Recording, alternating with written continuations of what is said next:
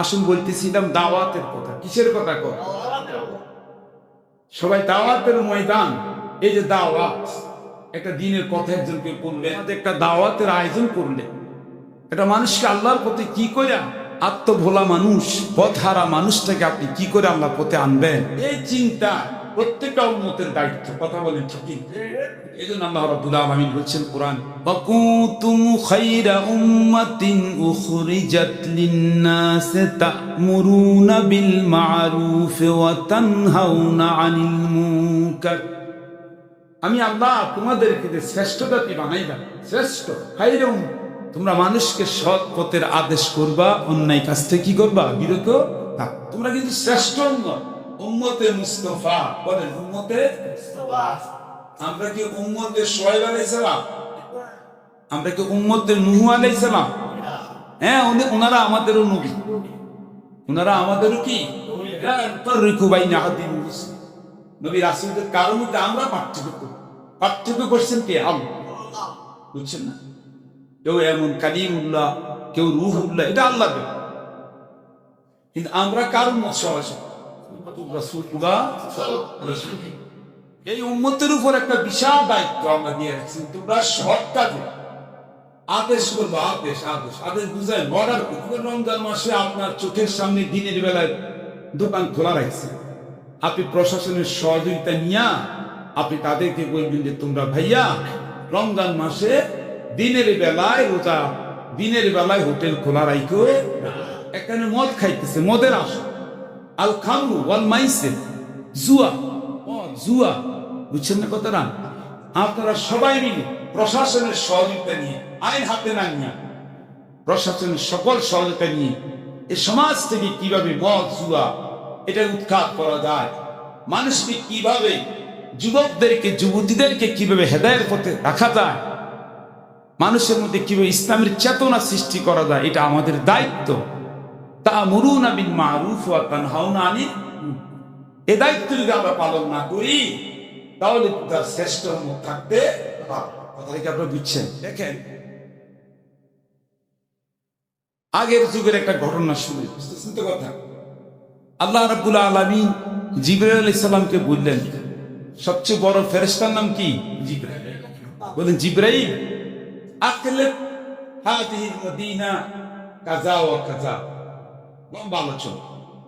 এই শহরটাকে তুমি একেবারে এটাকে কি করো, উল্টে ধ্বংস করে। কেন? কয় যে এখানে সবাই গুনাহগার হয়ে গেছে, সবাই আল্লাহ তাআলার নাফরমানি করতেছে। নাউযুবিল্লাহ। এবং সমাজ যখন সবাই গুনাহ করে, সমাজের মধ্যে আযাব বেশি হয় না কম? বেশি হয়। অথচ গুনাহগাররা কিন্তু বাইসে আছে এখনো ওই নেককারদের। গুনাহগাররা খাইতেছে কারুসিলায়, নেককারদের। তো আল্লাহ তাআলা বলেন এই শহরটাকে পুরো উল্টে। জিবরাইল আলাইহিস সালাম আসলেন, এসে দেখতেছেন ওই শহরের ভিতরে আল্লাহর একজন বান্দা আছে, ইন্না ফুলাদান। জিবরাইল আলাইহিস সালাম বলতেছেন, ইয়া আল্লাহ আব্দুকা, আপনার এক বান্দা আছে, সে এক মুহূর্ত গুনাহ করে না। এক মুহূর্ত কি গুনাহ করে না। এখন পুরা শহরটা তো উল্টাই দিলে এই আপনার প্রিয় বান্দাটাও তো কি হয়ে যাবে, ধ্বংস হয়ে। আল্লাহ তাআলা খুব রাগ করে বলতেছেন, জিবরাইল তুমি পুরা শহরটাকে উল্টাই তো দিবেই, ওই লোকটার উল্টে। আল্লাহু আকবার।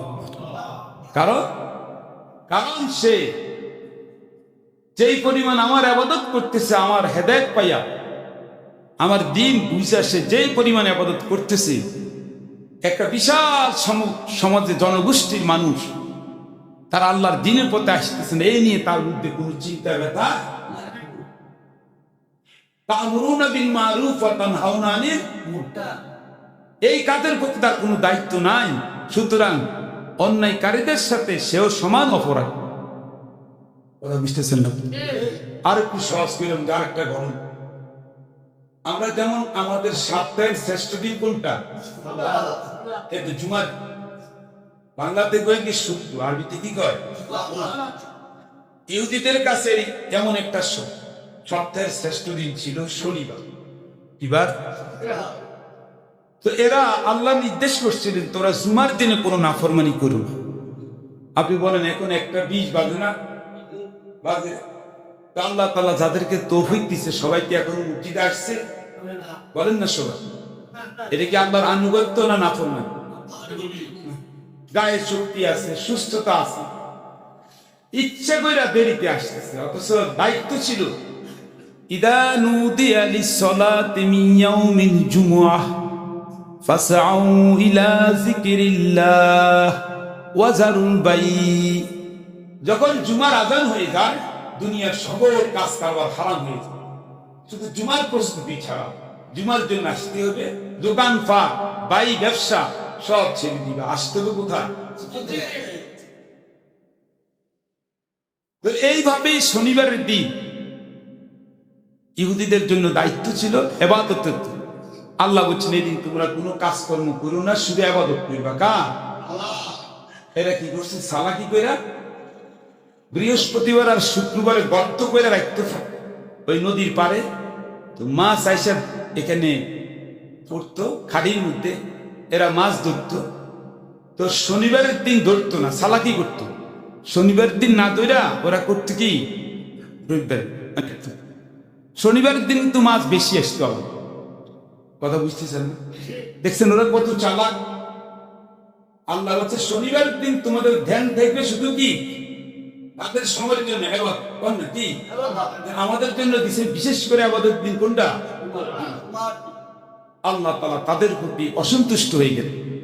শনিবারের দিনটা তারা যেহেতু আল্লাহর নাফরমানি করছে, এখন আমার বোঝানোর উদ্দেশ্য হলো যারা গুনাহ করছে তারা অপরাধী নাকি? আরেক দল মুসলমান ওই সময় আরেক দল ভালো মানুষ, তারা নিষেধ করছে তোমরা শনিবারে আল্লাহর সাথে কি করো না, নাফরমানি করো। কয়দল এসে কর? আরো জোরে কন্যা। একদল অন্যায় করছে, আরেক দল অন্যায়তে বাধা দিচ্ছে। যতটুক পারছে বাধা দিচ্ছে, যতটুক পারছে বাধা দিচ্ছে। আরেক দল লোক বাধাও দেয় নাই, গুনাহও করে নাই, অন্যায় করে নাই, আবার কি আরেক দল লোক ওই অন্যায়টাও করে নাই, বাধাও কি এখন কোন কয় দল হইছে? এখন আল্লাহ তাআলা যখন কোরআন শরীফ আছে বলছেন কুনু কিরাদাতান খাসিইন, তোমরা বাঁদর হয়ে যাও। কি হয়ে যাও? এক রাত্রে 60,000 কিংবা 70,000 এই ইহুদি ইসরায়েলেরা বাঁদর হয়ে গেছে।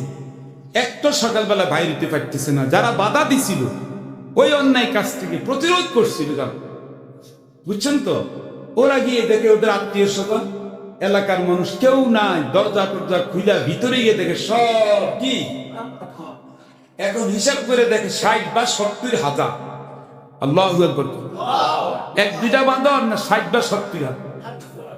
60 এর চেহারা বিকৃতি করে, অঙ্গ প্রত্যঙ্গ সব বিকৃতি করে ফেলেছে আল্লাহ রাব্বুল আলামিন।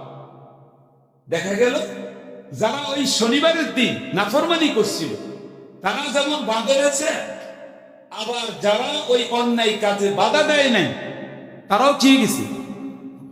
তারাও কি গেছে? আর যারা শুধু বাধা দিছে কোন দেশ, তাদেরকে আল্লাহ তাআলা আশরাফুল মাখলুকাত, সৃষ্টির সেরা জীব হিসেবে, মানুষ হিসেবে তাদেরকে বাঁচায় রাখছে। এই জন্য ভাইরা আমার, মুহাম্মাদুর রাসূলুল্লাহ সাল্লাল্লাহু আলাইহি ওয়াসাল্লাম একটা দোয়া করে গেছে আল্লাহ, আল্লাহ আপনি আমার আপনি মাহবুব বানাইছেন, আপনি আমার দোস্ত বানাইছেন। আমার উম্মতের ব্যথা আমার কলিজা এত বেশি, কিয়ামত পর্যন্ত আমার আনে ওয়ালি উম্মত যদি কোনো গুনাহ করে এমন নাফরমানি, তো আপনি অন্তত আমার দিকে ছায়া এদের কাউকে বাঁদর শুয়োর বানাইন। আর জোর করেন আল্লাহ। ব্যাপারটা কি বুঝছেন?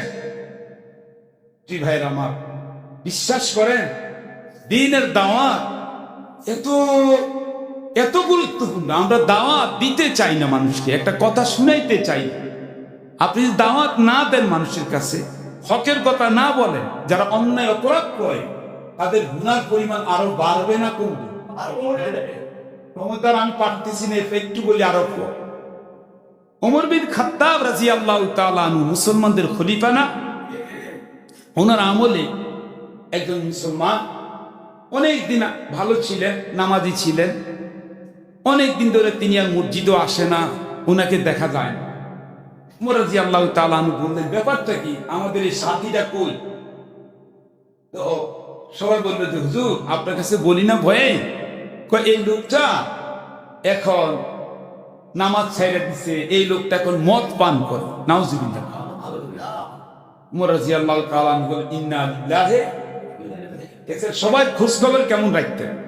রাসূল পাক সাল্লাল্লাহু আলাইহি ওয়াসাল্লাম সবসময় খোঁজ খবর রাখতেন যে আমার অমুক লোকটা কই, অমুক সাহাবাটা কই, আমাদের এলাকার এই লোকটা তো ভালো, উনি কই, না দেখি না। এটা একটা সুন্নাত, ঠিক না ভাইয়া? তো আল্লাহ রাসূলের সাহাবা ওমর বলতেছেন, এই লোকটা এমন হয়ে গেল। তো এই লোকটার কাছে উনি একটা চিঠি পাঠাইছেন। দেখেন দাওয়াত, দেখেন দাওয়াত কত রকম হইতে পারে। একটা চিঠি লেখা পাঠাইছেন, আমি ওমরের পক্ষ থেকে তোমার কাছে চিঠি দাওয়াত দিলাম, তোমার কতদিন ধরে দেখি না। কি করছেন? একটা চিঠিতে লিখে দিয়েছেন, অনেক লম্বা আলোচনা। গাফিরি জামবে কাবিলি তাওবে শাদীদিল ইকাব। আল্লাহ তাআলা গুনাহ মাফকারী। আল্লাহ কি কোন? গাফিরি জামবে কি? গুনাহ মাফকারী। কাবিলি তাওব, তোমার তওবা কবুলকারী কে? আল্লাহ। আবার শাদীদিল ইকাব, ধরলে কিন্তু শাস্তি বড় কঠিন। বুঝেন নাই? সূরা গাফিরের এই মানে একটা আয়াতের অংশটা লিখে ওই লোকটার কাছে চিঠিটা পাঠাইছে। ওই লোক এই চিঠি পাইয়া, ওমরের চিঠি রাদিয়াল্লাহু তাআলা, এই চিঠি পাইয়া দরদর করে চোখের পানি ছেড়ে দিয়ে বলতেছে, আমি এত গুনাহ করে ফলাইছি, আমি তো মনে করছিলাম আমি জাহান্নামের আসামি হয়ে গেছি, আর তো বাঁচার উপায় নাই। আমিরুল মুমিনিন ওমর রাদিয়াল্লাহু তাআলা যেহেতু আল্লাহর পক্ষ থেকে আমার কাছে কোরআনের আয়াত পাঠাই দিয়েছেন, নিঃসন্দেহে আমার আল্লাহ মাফকারী, আমি আর নামাজ ছাড়বো না, আমি আর মদ খাবো না। আল্লাহু আকবার। কিন্তু ওরে কানতে কানতে আইসা আবার মসজিদে নববীতে শামিল হয়ে গেছে। দাওয়াত এমন এক জিনিস, প্রিয় ভাই সব, অনেক আলোচনা। দাওয়াত বলেন কি? দাওয়াত।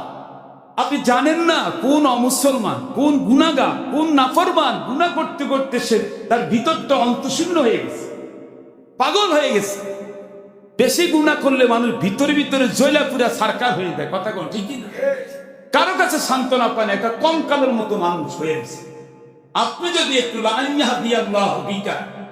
আল্লাহ যদি আপনার আমার উসিলায়, একটা বয়ানের উসিলায়, একটা ভালো কথার উসিলায়, একটা লেখার মাধ্যমে কোনোভাবে যদি এই লোকটাকে আল্লাহর পথে আল্লাহ ফিরে আনে, মনে রাখেন খায়রুল লাকা মিন হুমুরিন নিয়াম, আপনার কোটি কোটি বাড়ি গাড়ি গুলশান বনানীতে বাড়ি হওয়ার চাইতো আল্লাহর কাছে আপনার মর্যাদা তার চাইতো বেশি।